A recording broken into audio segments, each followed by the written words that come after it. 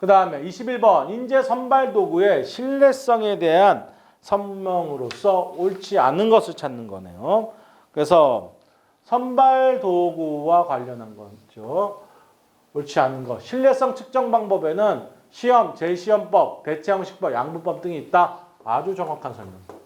그 다음에 내용 타당성이란 뭐 신뢰성이 아니라 타당성과 관련된 개념이긴 한데 타당성은 기준 타당성, 그 다음에 내용 타당성, 구성 타당성이 존재합니다. 기준 타당성은 다시 동시 또는 현재 타당성과 미래 또는 예측 타당성으로 구분한다. 이렇게 보시면 돼요. 그래서 예를 들어서 뭐 영어 잘하는 친구들을 뽑는다. 그러면 신뢰성 분석했더니 토익 시험이 가장 효과적이다라고 판단했을 때 뭐 타당성을 이제 검토해서 몇 점 해야 되느냐, 현재 직원들 기준으로 가느냐, 입사 시의 성적과 입사 후 성과를 비교해서 가느냐, 이게 이렇게 예측 타당성으로 보는 거예요. 그 다음에 우리가 하고자 하는 내용, 질문들이 정확하게 반영되어 있는가, 그 다음에 요인 분석을 통해서 그 면접이라든지 이런 항목들이 제대로 구성되어 있는가 보는 게 구성 타당성. 이렇게 구분되는 겁니다. 그럼 내용 타당성이란 특정 대상의 취지에 어느 정도 시험 문제에 담고 있는가를 알아보아서 타당성을 검사하는 거라고 볼 수가 있겠죠. 그 다음에 제1유형의 오류 시험 성적, 뭐 오류와 관련해서는 이렇게 우리가 보셔야 돼요. 능력과 그 다음에 예측 기준치.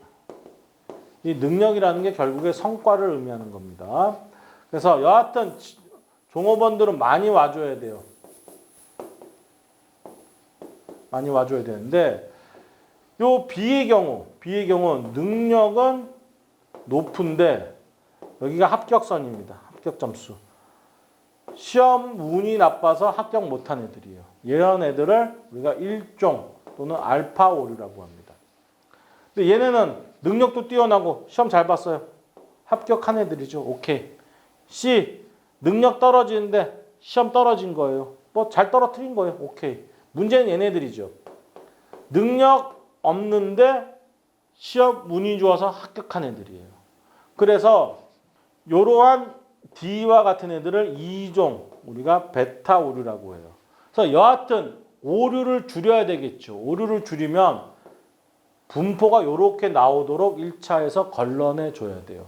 그러면 오류가 요만큼으로 줄어들게 되는 거죠. 이렇게. 그리고 나서 2차에서 합격선을 올려버리면 1종은 늘어나지만 2종을 대폭 많이 줄임으로써 우리가 합리적 의사결정을 할 수 있다. 이렇게 보는 거예요. 그래서 우리가 선발에서의 타당성 계수는 높여줘야 되는데 타당성 계수는 전체 지원자 A 플러스 B 플러스 C 플러스 D 중에서 높아야 되니까 어떻게 해야 돼요? 이런 타원형이 나오기 위해서는 A 플러스 C가 돼야 되겠죠. 그리고 마지막에 선발률은 떨어뜨려야 돼요. 여러 중에서 골라서 아주 나은 애들만 뽑아줘야 되니까. 이러면은 전체 지원자 A 플러스 B 플러스 C 플러스 D 중에서 선발률은 낮춰줘야 되니까 A 플러스 D가 돼주면 실제적으로 낮은 선발률로서 좋은 애들 오류를 최소화시켜서 갈 수가 있는 거죠. 그래서 보시면은 1종 오류의 시험 성적은 합격선을 초과하여 합격은 했지만 채용 후 직무 성과는 만족스럽지 못한 지원자들을 선발하는 오류다. 이건 1종이 아니라 2종 베타 오류에 대한 설명이네요. 그 다음에 4번 주시험 효과는 첫 번째 처치로 인한 학습 효과가 두 번째 순수 효과를 왜곡시키는 것을 의미합니다. 그 다음에 선발 도구와 직무 수행 성과 사이에 존재하는 증명된 관계성을 우리가 타당성이라고 볼 수가 있겠죠. 정확성 이런 측면에서 답은 3번으로 판단 내리시기 바라겠습니다.